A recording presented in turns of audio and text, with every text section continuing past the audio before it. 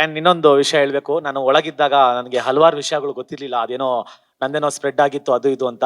ದಯವಿಟ್ಟುನು ಗೊತ್ತಿಲ್ದಿರೋ ವಿಷಯ ಅಕಸ್ಮಾತ್ ಏನಾದ್ರು ಇದ್ರೆ ಡೈರೆಕ್ಟ್ ಆಗಿ ನನ್ನ ಹತ್ರನೇ ಬರ್ರಿ, ನಾನೇ ಮಾತಾಡ್ತೀನಿ. ಯಾಕಂದ್ರೆ ಗೊತ್ತಿಲ್ಲದೆ ಅದಕ್ಕೆ ಹೇಳ್ತಾರೆ. ಅದಲ್ಲ ಅದನ್ನೇ ನಾನು ಹೇಳ್ಬಿಡ್ತೀನಿ.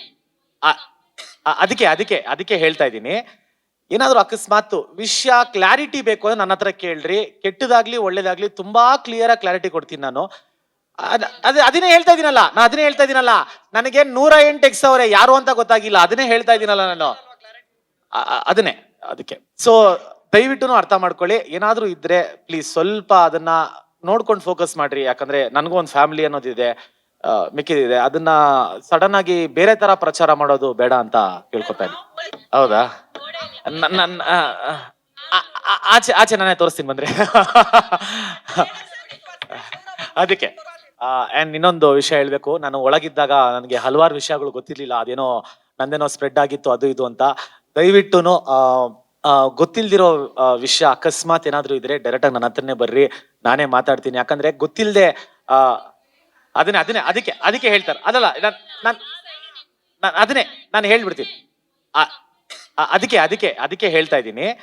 ಏನಾದ್ರು ಅಕಸ್ಮಾತ್ ವಿಷಯ ಕ್ಲಾರಿಟಿ ಬೇಕು ಅಂದ್ರೆ ನನ್ನ ಹತ್ರ ಕೇಳ್ರಿ. ಕೆಟ್ಟದಾಗ್ಲಿ ಒಳ್ಳೇದಾಗ್ಲಿ ತುಂಬಾ ಕ್ಲಿಯರ್ ಆಗಿ ಕ್ಲಾರಿಟಿ ಕೊಡ್ತೀನಿ ನಾನು. ಅದನ್ನೇ ಹೇಳ್ತಾ ಇದೀನಲ್ಲ, ನನಗೆ 108 ಎಕ್ಸ್ ಅವರೇ ಯಾರು ಅಂತ ಗೊತ್ತಾಗಿಲ್ಲ. ಅದನ್ನೇ ಹೇಳ್ತಾ ಇದೀನಲ್ಲ ನಾನು.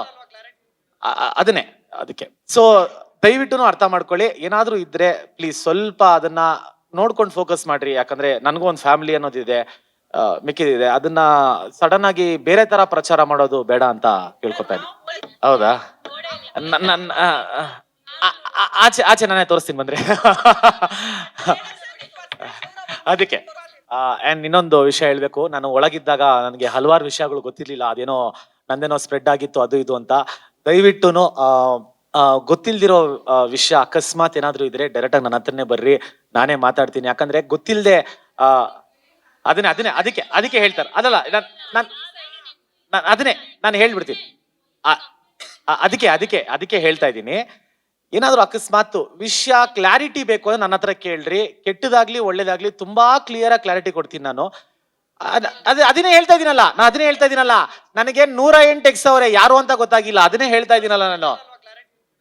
ಅದನ್ನೇ ಅದಕ್ಕೆ. ಸೊ ದಯವಿಟ್ಟು ಅರ್ಥ ಮಾಡ್ಕೊಳ್ಳಿ. ಏನಾದ್ರೂ ಇದ್ರೆ ಪ್ಲೀಸ್ ಸ್ವಲ್ಪ ಅದನ್ನ ನೋಡ್ಕೊಂಡು ಫೋಕಸ್ ಮಾಡ್ರಿ. ಯಾಕಂದ್ರೆ ನನಗೂ ಒಂದು ಫ್ಯಾಮಿಲಿ ಅನ್ನೋದಿದೆ, ಮಿಕ್ಕಿದಿದೆ. ಅದನ್ನ ಸಡನ್ ಆಗಿ ಬೇರೆ ತರ ಪ್ರಚಾರ ಮಾಡೋದು ಬೇಡ ಅಂತ ಕೇಳ್ಕೊತಾ ಇದ್ದೀನಿ. ಹೌದಾ?